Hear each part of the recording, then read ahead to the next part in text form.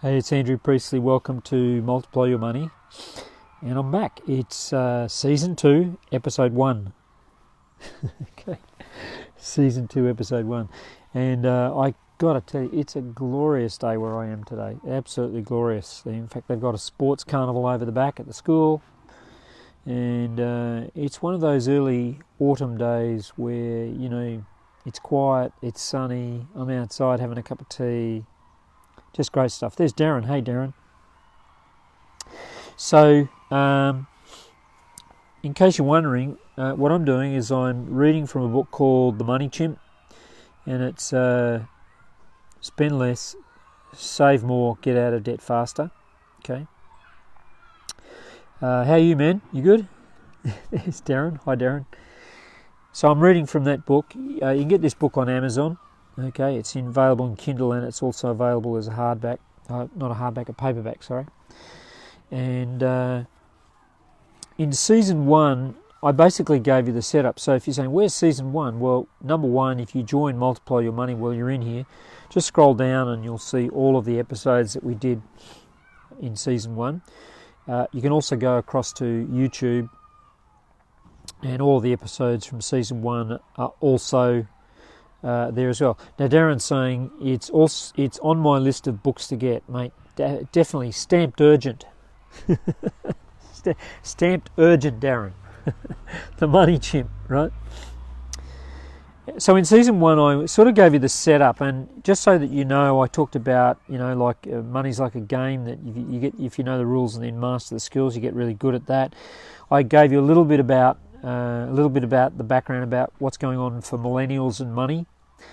I talked about the top 3 money managing tips of all time, which is spend less than you earn, spend less than you earn.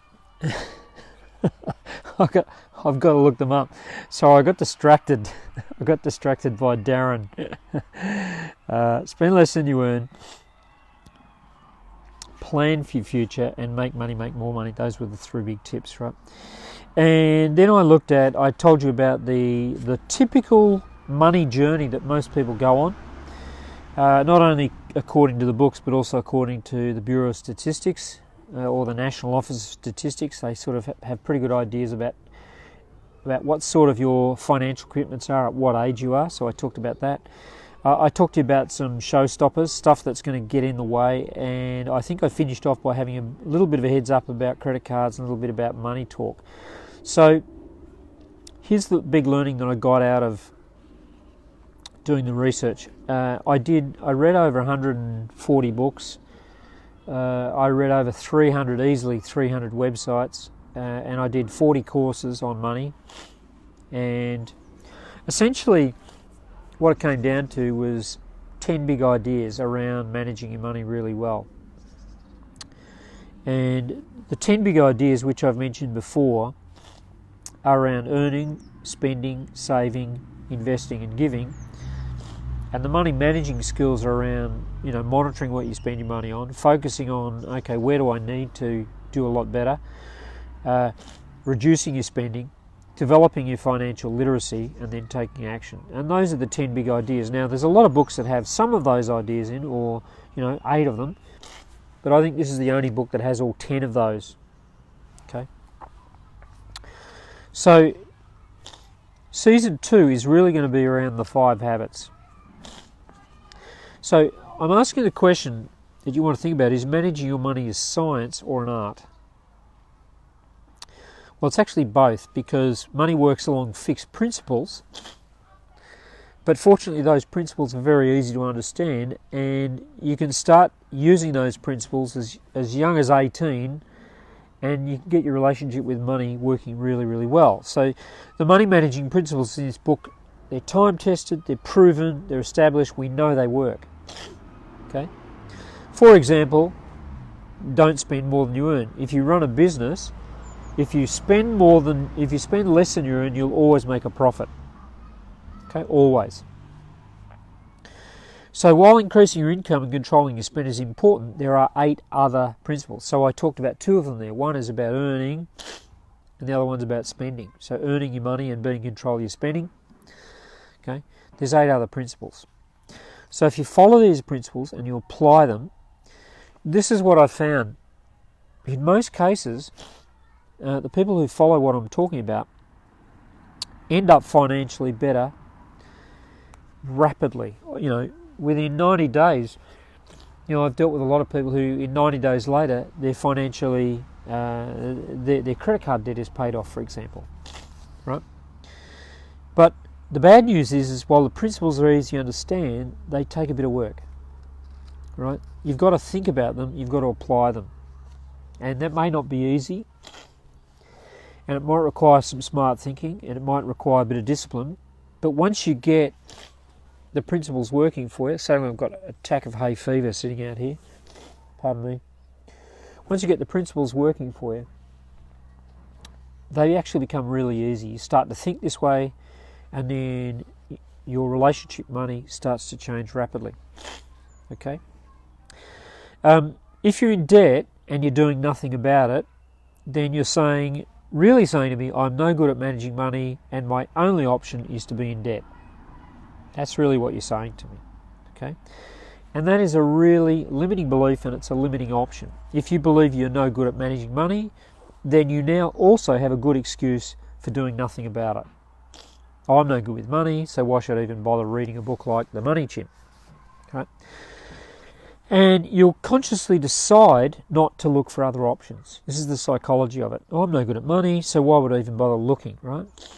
It's never going to be any good anyway, right? So why even try? But you do have choices and you do have options. And you've got to make active choices and clearly decide, okay, where am I moving forward here? And that's what part 2, season 2 is going to be all about. So learning skills takes commitment, but right now you're committed to not managing money as well as you could be. Just think of it that way.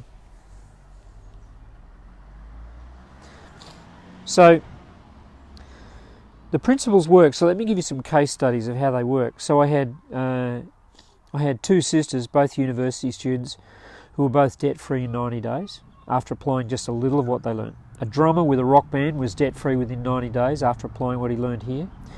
An unemployed 19-year-old on minimum wage of $4.27 an hour went on to create a little business that earns him £15 to £20 an hour, 8 hours a day, 5 days a week. A youth pastor went from being perpetually broke to bringing his finances under control within 90 days. A high-income doctor went from massive debt to finances under control within 6 months. A husband and wife of 30 years reduced their discretionary spending by £1,200 a month. A couple with over £41,000 in credit card debt were debt-free within 22 months. A single mum with $8,000 in credit card debt was debt-free in 90 days. So while there's no guarantee that these 10 principles work, right, I know they're incredibly helpful if you actually start to apply some of the suggestions. So I want you to understand that what I'm talking about is not intended to resolve serious financial problems like chronic debt, right? Like, the people who are £41,000 in debt, it was a bit of an anomaly. But they started to apply what they were learning here, and in 22 months, they were debt-free. Now, that took a lot of effort. Trust me, that took a lot of effort. Okay? But all of these people were making some or all of the 10 big mistakes. And all of them made a sincere and a committed test of the ideas that I'm talking about. And it didn't require vision boards or adopting mantras or adopting affirmations or anything like that. It required them to take on some skills and apply them in baby steps. Okay? So what we're going to start doing is we're going to start building on what we've done in season 1. If you haven't seen season 1, I suggest you go back and have a look at that. It's also available on Spotify, so you can go back and listen to season 1 there, which has got, they're all short podcasts, about 4 or 5 minutes long. There's season 1 and 2 are up and running there perfectly. You can also visit us on YouTube, and make sure that you subscribe on YouTube and click the little bell button as well.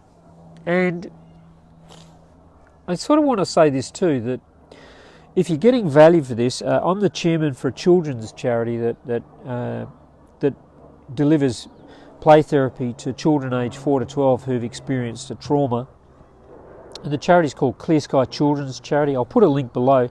So if you're getting benefit from this, then please donate some money, whatever you can, a little bit. Just donate to Clear Sky Children's Charity, because they're starting to see, they're getting donations from people watching these programs, and that helps us to do what we're doing in delivering play therapy to children UK-wide. And lastly, down in the links there, I've put a link to a program I wrote called How Money Flows Through a Business. So if you're reading The Money Chimp, but you really want some specifics about applying money skills to your business, then that is a really good program. It includes the booklet and a 90-minute video and the diagrams. And I'd recommend you watch the 90-minute workshop first and then read the book. Do it in that order. It'll make a lot more sense when you're reading the book. But that's all for today. I look forward to seeing you in episode number 2, season 2. Talk to you then.